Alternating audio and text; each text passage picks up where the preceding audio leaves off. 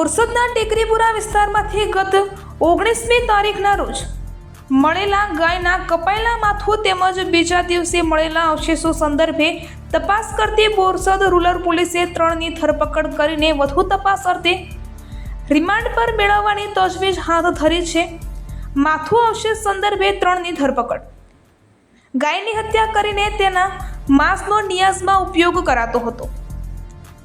ગાયની હત્યા કરનારા 2 શખ્સોને સાથે ફરાર થઈ ગયેલા મુખ્ય સૂત્રધારકોને પણ ઝડપી પાડવા ચક્રો ગતિમાન કર્યા છે। ગત રક્ષાબંધનના દિવસે બોરસદ ટાઉનમાં જે પાણીની નહેર હતી તેમાં એક ગાયનું માથું કપાયેલું મળી આવેલું। તેના આધારે મેહુલભાઈ પટેલની ફરિયાદ લઈ અને પોલીસે તપાસ શરૂ કરેલી। બીજા દિવસે એ જ વિસ્તારમાંથી એ જ ગાયનો પાછળનો પાર્ટ મળી આવેલો।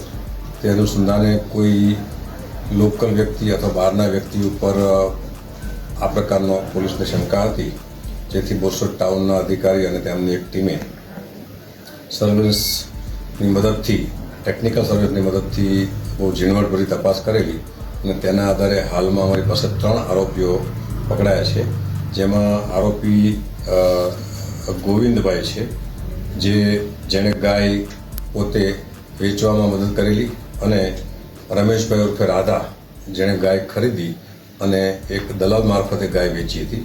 જેમને વેચી છે એ બંને વ્યક્તિઓ અને એમણે જેણે જે જગ્યાએ કટ કરી છે અને તેનો ઉપયોગ કર્યો છે તે દિશામાં હજુ તપાસ ચાલુ છે। એ બંને આરોપીઓ હાલમાં નાસી ગયેલા છે। પોલીસે હાલમાં કુલ 5 આરોપીઓ સમગ્ર બનાવમાં ડિટેક્ટ કર્યા છે।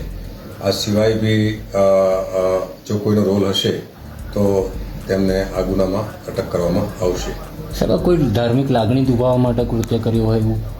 હાલમાં જે પકડાયેલા છે એ બંને આરોપીઓ પૈકી જેમણે ગાય વેચી છે અને વેચાવી છે દલાલી, તે લોકોને એટલી તો ખબર હતી કે આ ગાયનો ઉપયોગ કોઈ જગ્યાએ એને કટ કરી અને જેમ ખાવાના ઉપયોગમાં કરવાના છે, જેથી જે 2 નાસી ગયેલા આરોપીઓ છે તેમણે આની કોઈ પણ જગ્યાએ ખાવાના ઉપયોગમાં લીધેલી છે એવી પકડાયેલા આરોપીની માહિતી છે।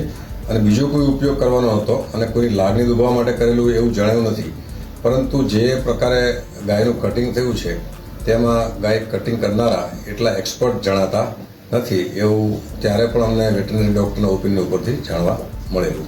સાહેબ, આજે જે ગુનાનો ભેદ ઉકેલાયો છે તેની પાછળ સૌથી મહત્વની કડી શું હોઈ શકે? સૌથી મહત્વની કડી અમારા જે સિંધવ છે પીઆઈ, એમણે એક ટીમ બનાવી હતી, જે બિલકુલ ગુપ્ત રીતે અમુક મોબાઈલ નંબરના જે ટેકનિકલ સર્વેલન્સ આવતું હોય છે એની મદદથી અમે લોકોએ ટ્રેસ કર્યા હતા, અને ટ્રેસ કરતાં અમને આખી લિંક મળી।